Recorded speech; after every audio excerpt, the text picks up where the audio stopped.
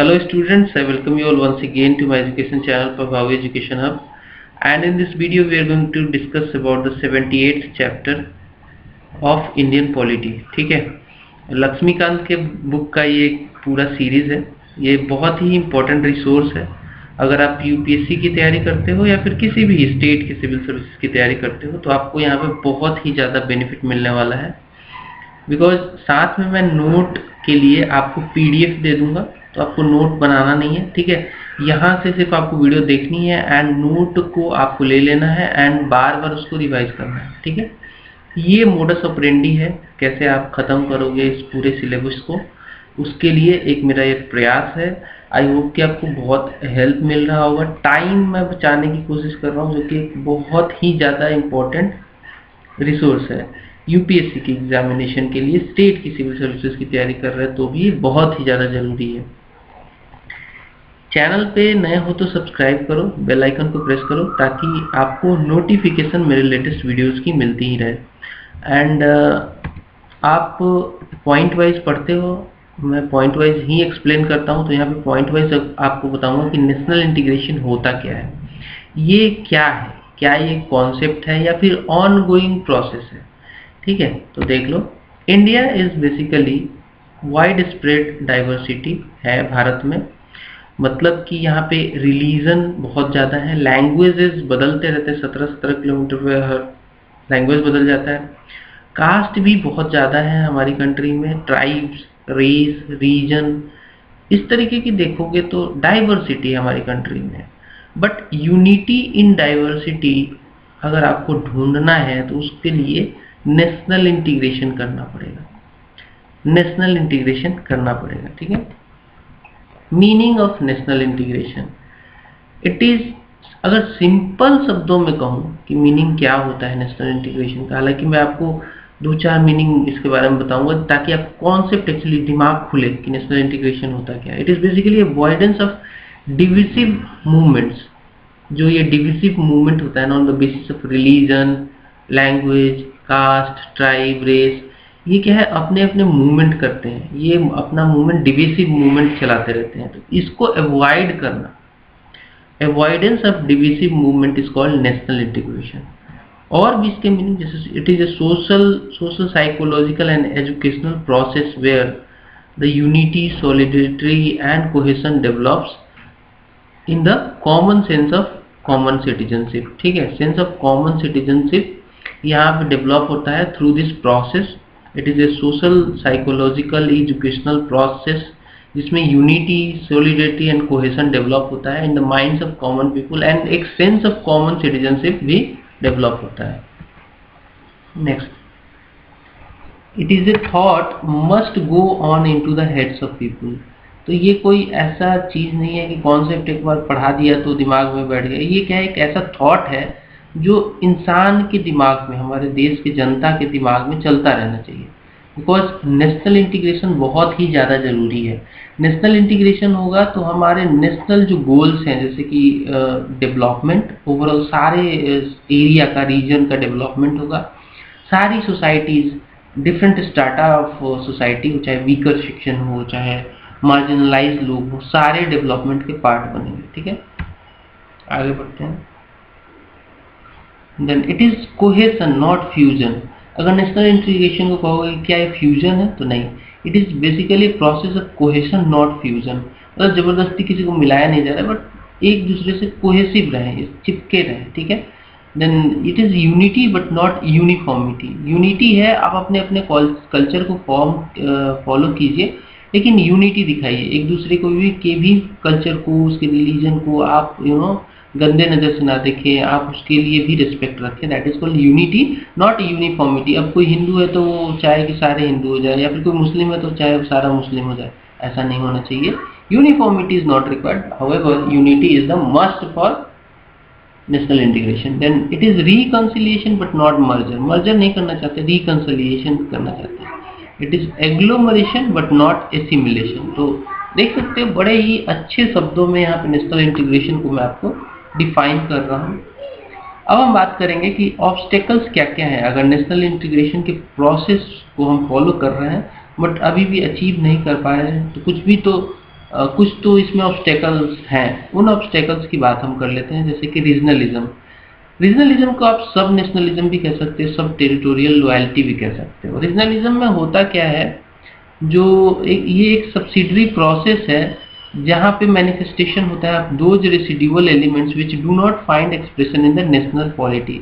वैसे लोग जो सोचते हैं कि हमारा तो यार नेशनल पॉलिटी में कोई जगह ही नहीं है, तो वो क्या होता है, अपना रीजनल मोटिव लेके चलते हैं, रीजनल एस्पायरेशन लेके चलते हैं, और वो लोग एक्चुअली रेसिडुअल एलिमेंट होते हैं जिनका एक्चुअली इंटीग्रेशन नेशनल पॉलिटी में नहीं हो पाता, या फिर उनका एक्सप्रेशन जो है नेशनल पॉलिटी में उसको जगह नहीं मिलती है। देन कंट्री वाइड फिनोमिनन है ये, ठीक है। एंड इसके 6 फॉर्म्स हैं, 6 फॉर्म्स है, जैसे कि demand of people for the states for succession. जैसे कि कुछ लोग, कुछ ऐसे मतलब रीजन्स हैं जो चाहते हैं कि इंडिपेंडेंट हो जाए, इंडिपेंडेंट हो जाए, जैसे कि खालिस्तान, द्रविड़, मीजोज, नागाज एक्सेट्रा। कुछ ऐसे रीजन्स हैं जो सेपरेट स्टेटहुड मांगते हैं और पाया भी, जैसे कि तेलंगाना, बोडोलैंड को अभी नहीं मिला, उत्तराखंड को मिल गया, विदर्भा को नहीं मिला, गोरखालैंड को नहीं मिला, लेकिन ये चाहते हैं सेपरेट स्टेटहुड मिल जाए इनको। देन कुछ यूनियन टेरिटरीज हैं जो चाहती हैं कि फुल फ्लेज उनको स्टेटहुड मिल जाए, जैसे कि मणिपुर को मिला, त्रिपुरा को भी मिला। देन पौंडीचेरी को नहीं मिला, अभी भी एक यूटी है, दिल्ली भी अभी एक यूटी है। देन गोवा, दमन दीव, गोवा को मिल गया स्टेटहुड, लेकिन दमन दीव को नहीं मिला है, ठीक है। तो ये भी मतलब अपना रीजन के बेसिस पे अपना स्टेटहुड मांग रही हैं, ठीक है। Then is inter state boundary disputes like Chandigarh and Belgaum and the river water dispute like Kaveri, Krishna, Ravi, Beas etcetera. अब चंडीगढ़ की बात करोगे तो यहाँ पे क्या इंटर स्टेट बाउंड्री का डिस्प्यूट है, मतलब कि हरियाणा भी क्लेम करता है कि चंडीगढ़ हमारी राजधानी रहेगी, पंजाब भी यही क्लेम करता है, बेलगाम के साथ भी यही है, इधर एक तरफ से कर्नाटक और दूसरी तरफ से महाराष्ट्र क्लेम करते हैं इसको, ठीक है। आगे बढ़ते हैं। नेक्स्ट, रीजनल मोटिव्स क्या होते हैं, कुछ इसके बेसिस पे रीजनल मोटिव को पूरा करने के लिए एक मिलिटेंट अप्रोच भी लगाया जाता है। लाइक एग्जांपल शिवसेना है, शिवसेना एक पॉलिटिकल पार्टी है, लेकिन ये कई बार मिलिटेंट अप्रोच भी लगाती है। तमिल सेना है, हिंदी सेना, then Sardar Sena, Lachit Sena etcetera are the examples of the regional motive groups, ठीक है। Then son of soil theory. Son of soil theory क्या है, सॉइल थ्योरी क्या है मैं आपको बता देता हूँ। जैसे कि आपने सुना होगा कि महाराष्ट्र फॉर मराठीज, जैसे आपने सुना होगा महाराष्ट्र फॉर मराठीज, इसका मतलब क्या है कि ये लोग ये चाहते हैं कि महाराष्ट्र में जो भी जॉब हो, जो चाहे पब्लिक हो, प्राइवेट हो, या फिर जो भी परमिट्स हो, वो मराठी को ही मिले। तो कई बार आपने सुना होगा कि नॉर्थ इंडियंस को ये भगाते हैं, ठीक है, सुना है ना, कभी विक्टिम तो शायद नहीं हुए होगे आप, लेकिन नॉर्थ इंडियंस को यहाँ से भगाया जाता है, बिहारी को, यूपी को यहाँ से भगा देते हैं, मारपीट के भगाते हैं, ठीक है। तो ये क्या है, सन ऑफ सॉइल थ्योरी अपनाते हैं। ये भी एक नेशनल इंटीग्रेशन में बहुत बड़ा ऑब्स्टेकल है। आगे बढ़ते हैं। Communalism. Communalism can be defined as a love for one's religious community in the preference to the nation. आप अपने खुद के रिलीजियस कम्युनिटी को नेशन के से ऊपर रखते हो, नेशनलिज्म से ऊपर रखते हो, that is called communalism, and it has its root in the British rule where the 1909, 1919 and 1935 acts were formed. इसमें क्या था कि इनमें कम्युनल रिप्रेजेंटेशन दिया गया था 1909 में पहली बार, उसके बाद 1919 में भी सेपरेट को इलेक्टोरेट, सेपरेट, कई सारी कम्युनलिज्म को बढ़ावा दिया गया। अगर आपने इतिहास पढ़ा होगा तो आपको मालूम होना चाहिए कि इसी में 1909 में actually first time communal representation की नींव रखी गई थी और सेपरेट इलेक्टोरेट की बात की गई थी, और ये प्रोसेस 1935 तक चलता रहा।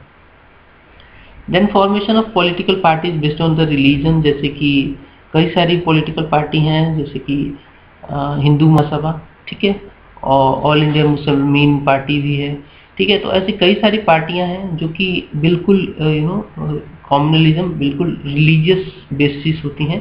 Then emergence of pressure groups, ठीक है, जो कि कम्युनलिज्म बेसिस होती हैं। Communal riots, dispute over religious structures, जैसे कि राम जन्मभूमि के ऊपर था, बाबरी मस्जिद को गिराया गया, उसके बाद राम जन्मभूमि की डिमांड की गई, तो आज बन भी रहा है, ठीक है। आगे बढ़ते हैं। नेक्स्ट है casteism. Casteism can be defined as the love for one's own caste group in the preference to the general national interest.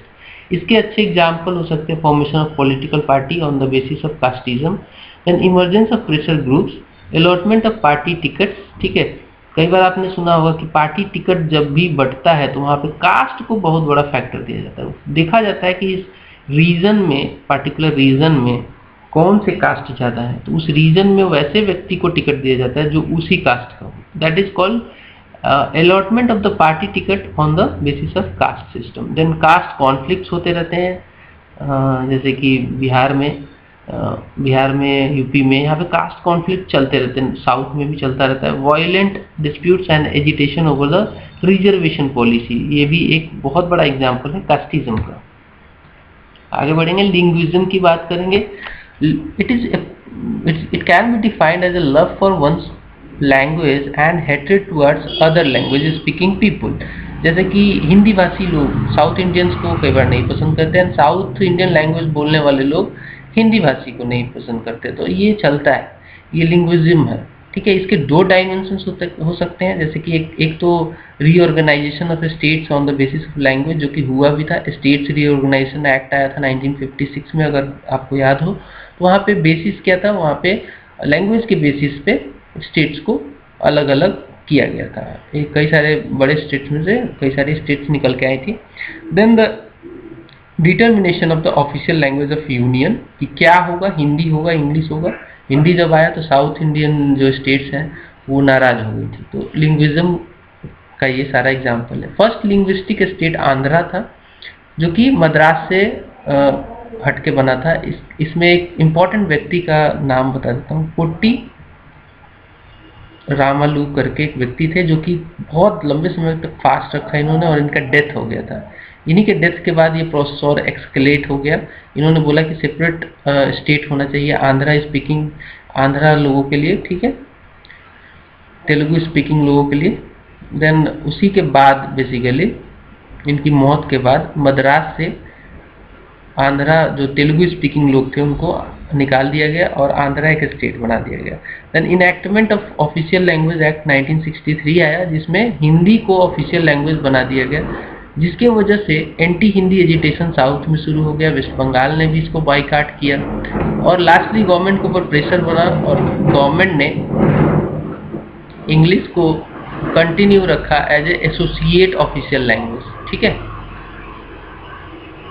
English को as a associate official language continue रखा गया। एंड इनफैक्ट अभी देखोगे linguism की वजह से जो national integration में दिक्कत आती है, उसका एक बहुत बड़ा एग्जांपल है जो 3 लैंग्वेज फॉर्मूला है, जिसमें इंग्लिश, हिंदी और एक रीजनल लैंग्वेज स्टेट को फॉलो करना था स्कूल सिस्टम में, वो अभी तक तमिलनाडु में इम्प्लीमेंट नहीं हो पाया। तो ये भी एक अच्छा एग्जाम्पल है इसका। आगे बढ़ते हैं, नेशनल इंटीग्रेशन काउंसिल। ये काउंसिल का कॉन्स्टिट्यूशन किया गया था 1961 में, इसको बनाया गया था 1961 में। एक नेशनल कॉन्फ्रेंस हुआ था ऑन यूनिटी इन डाइवर्सिटी, जिसमें पीएम ने पार्टिसिपेट किया था और कई सारे लोग थे इसमें, कई सारे सीएम्स थे और देन होम मिनिस्टर थे। बहुत सारे लोगों ने मिलकर ये कॉन्फ्रेंस किया था और यहाँ से ही एक नेशनल इंटीग्रेशन काउंसिल बनाया गया था। इस काउंसिल को रोल दिया गया कि आपको एग्जामिन करना है problem of national integration and आपको रिकमेंडेशन करना है। इसी के बेसिस पे कई सारे रिकमेंडेशन इस काउंसिल ने किए भी, बट ये जो रिकमेंडेशन आए वो ओनली पेपर पे ही रहेगा, सरकार ने इनको कभी भी इम्प्लीमेंट नहीं किया। ठीक है, आगे बढ़ते हैं। 1968 में एक बार फिर से नेशनल इंटीग्रेशन काउंसिल को रिवाइव किया गया। इसके साइज को इंक्रीज किया गया, तो शुरू में इसके 39 मेंबर हुआ करते थे, बाद में इसमें 55 कर दिया गया इसके साइज को। एंड इसकी मीटिंग श्रीनगर में हुई, जिसमें इस काउंसिल ने अपील किया पॉलिटिकल पार्टीज एंड ऑर्गेनाइजेशंस या फिर प्रेस से कि भाई आप लोग बहुत इम्पोर्टेंट रिसोर्स हो, अगर आपको नेशनल इंटीग्रेशन को बढ़ावा देना है तो आप लोग मोबिलाइज करो कंस्ट्रक्टिव फोर्सेस को, ताकि नेशनल इंटीग्रेशन को टूल मिले और वो प्रोसेस हमारा आगे बढ़े। 3 कमिटी भी सेटअप किया इस काउंसिल ने to report on regionalism, communalism and linguism respectively. However nothing tangible was achieved. ठीक है, कुछ भी ऐसा बड़ा इसमें अचीवमेंट मिला नहीं। अगेन 1980 में रिवाइव किया गया था नेशनल इंटीग्रेशन काउंसिल को। इसमें 3 एजेंडा रखे गए फॉर डिस्कशन, जैसे कि प्रॉब्लम ऑफ कम्युनल हार्मोनी। उस समय देखा जा रहा था कि पंजाब में कम्युनल हार्मोनी नहीं हो रही थी अनरेस्ट था उस समय नॉर्थ ईस्टर्न रीजन में, and need for a new education system. इसके लिए एक स्टैंडिंग कमिटी भी बनाई गई जो कि इन सब मैटर को लुक आफ्टर करेगी, ठीक है। तो स्टैंडिंग कमिटी बनाई गई। 1986 में अगेन रिकॉन्स्टिट्यूट किया गया नेशनल इंटीग्रेशन काउंसिल को, एंड इसके मेंबर्स को फर्दर इंक्रीज किया गया और भी इसकी संख्या बढ़ा दी गई, एंड रिकॉग्नाइज किया गया था इसी में टेररिज्म जो पंजाब में हुआ था, ठीक है। उस समय सिखों का दंगा भी हुआ था। Attack on the unity, integrity and secular ideals, ये मतलब ये मैटर को एक्चुअली देखने के लिए सब किया गया था। Then resolution to fight terrorism in Punjab, and this council has also set up a 21 member committee to formulate both short term as well as long term proposals to maintain communal harmony and to preserve national integrity, ठीक है। आगे बढ़ते हैं। 1990 में VP Singh ने reconstitute किया था national integration council को वंस अगेन। वीपी सिंह की सरकार थी और उन्होंने देखा कि भाई नेशनल इंटीग्रेशन काउंसिल को एक बार और रिकॉन्स्टिट्यूट किया जाए, और इसके स्ट्रेंथ को भी फर्दर इंक्रीज किया कि इन्होंने, और 101 मेंबर्स हो गए इसमें, ठीक है, नेशनल इंटीग्रेशन काउंसिल में। तो फिर इन्होंने क्या एजेंडा रखा डिस्कशन के लिए? उस समय एजेंडा था पंजाब प्रॉब्लम, कश्मीर प्रॉब्लम, कश्मीर में भी प्रॉब्लम चल रही थी, मिलिटेंट ग्रुप पैदा हो रहे थे, violence by secessionist and communal harmony, and Ram Janmabhoomi Babri विवाद जो चल रहा था, मस्जिद प्रॉब्लम, वो भी डिस्कशन का मुद्दा था इनका। बट इसमें अगेन कोई कॉन्क्रीट रिजल्ट आया नहीं, ये भी ऐसे ही ठंडे बस्ते में चला गया। अगेन 2005 में आफ्टर लॉन्ग टाइम, बहुत लंबे समय के बाद, यूपीए गवर्नमेंट ने रिकॉन्स्टिट्यूट किया अगेन नेशनल इंटीग्रेशन काउंसिल को with 103 members, and national integration council जो था for effective initiative and interaction on the issue of national concern, इसके लिए इसका फिर से गठन किया गया। तो इसमें भी बहुत ज़्यादा अचीवमेंट नहीं हुआ। एक्चुअली नेशनल इंटीग्रेशन का प्रॉब्लम जो है वो बहुत ही वेराइड प्रॉब्लम है, एफर्ट्स डले हैं लेकिन अचीवमेंट बहुत ज़्यादा नहीं मिला है। देन 14th मीटिंग हुई एनआईसी की 2008 में, जिसमें मुद्दे रखे गए communal violence in various states like Orissa, Karnataka, Maharashtra, Jammu and Kashmir and Assam, and promotion करना एजुकेशन का, बिकॉज ये बहुत ज़रूरी है। अगर शेड्यूल कास्ट में, शेड्यूल ट्राइब में एजुकेशन की मात्रा बढ़ जाए, वो उनको अच्छे से एजुकेशन मिले, और तो वो एम्पावर्ड हो जाते हैं और कहीं ना कहीं नेशनल इंटीग्रेशन में जुड़ने की कोशिश करते हैं। Then elements contributing to the national integration, removal of regional imbalances, ये भी बहुत बड़ा रीजन है। रीजनल इम्बैलेंसेस की वजह से मतलब वो फोकस उनका रीजनल इशूज पे हो जाता है, नेशनल इंटीग्रेशन में कभी पार्टिसिपेट ही नहीं करते। Then caste and identity division, prevention of extremism and promotion of communal harmony and security among minorities and equitable development। equitable development इसलिए जरूरी है बिकॉज किसी को भी ऐसा फीलिंग नहीं आना चाहिए कि यार देश में तरक्की हो रही है, हमें कुछ फायदा नहीं हो रहा है, तो हम क्यों नेशनल इंटीग्रेशन में पार्टिसिपेट करें, ऐसा भी सोचते हैं लोग। नेक्स्ट है अप्रैल 2010 में again this NIC was reconstituted and again the number was increase to 147, and it was aimed at suggesting means and ways to combat the menace of communalism, casteism and regionalism। Sorry, आगे बढ़ते हैं। Next है 15th meeting, 15वीं meeting हुई थी, 15th meeting सितंबर में NIC की, और इसमें भी बहुत ज़्यादा रिजल्ट आया नहीं। सितंबर 2011 में हुई थी, 16th हुई थी 23/9/2013 में, ठीक है। ये बस आप डेट एक बार देख लो, बहुत ज़्यादा जरूरी है नहीं। नेक्स्ट है national foundation for communal harmony. इसमें मतलब आपको पता होना चाहिए कि नेशनल इंटीग्रेशन काउंसिल भी हुआ करता है हमारी कंट्री में, कॉन्स्टिट्यूशन कब कॉन्स्टिट्यूट हुआ और इसके एफर्ट्स कितने बार डाले गए, बट बहुत ज़्यादा अचीवमेंट नहीं है। ये सब बेसिक आपको नॉलेज होना चाहिए। The next is national foundation for communal harmony. It was setup in 1992। It is an autonomous body under the control of union home ministry, ठीक है। इसका विजन क्या है? ये चाहता है, ये ऐसा फाउंडेशन है जो चाहता है कि इंडिया फ्री हो जाए communal and other form of violence से। इसका मिशन क्या है? मिशन है कि प्रमोट करे कम्युनल हार्मोनी, स्ट्रेंथन करे नेशनल इंटीग्रेशन प्रोसेस को, एंड यूनिटी इन डाइवर्सिटी को फॉस्टर करे थ्रू कोलैबोरेटिव सोशल एक्शन, मतलब सारे पार्टी जिसमें साथ में मिलकर काम करे, अवेयरनेस प्रोग्राम चलाए, reaching out to the victims of violence specially children वगैरह, encouraging interfaith dialogues for the India shared security peace and prosperity. तो हर आदमी का फेथ अलग अलग होता है, किसी का फेथ किसी पार्टिकुलर रिलीजन में है, तो वो एक्चुअली फेथ को अगर इंटरफेथ इनकरेज किया जाए कि भाई ठीक है तुम अपना फेथ अपना तुम प्रमोट करो, मेरा जो फेथ है आप उसमें भी कुछ इंटरफेयर मत करो, तो इससे क्या होगा, पीस बनी रहेगी, सिक्योरिटी एंड प्रोस्पेरिटी भी चलता रहेगा, नेशनल इंटीग्रेशन होगा। So that's all from this video. I hope कि आपको पसंद आया होगा, पसंद आया तो लाइक मारना, शेयर करना दोस्तों के साथ and subscribe to this channel right now.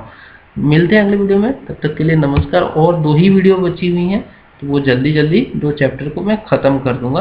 That's all, bye.